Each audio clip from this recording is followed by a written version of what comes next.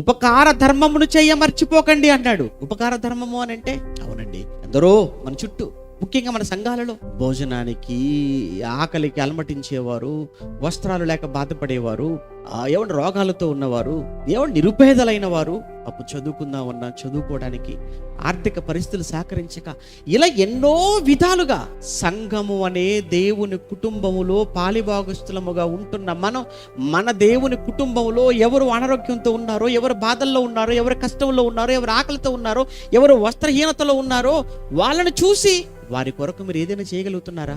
ఉపకారం ఎందుకు?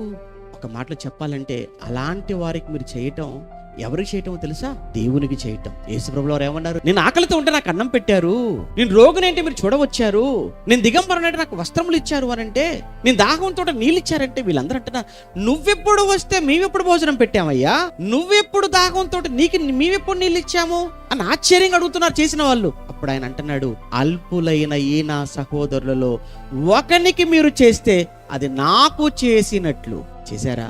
ఎప్పుడైనా మీ లైఫ్లో, మీ జీవితంలో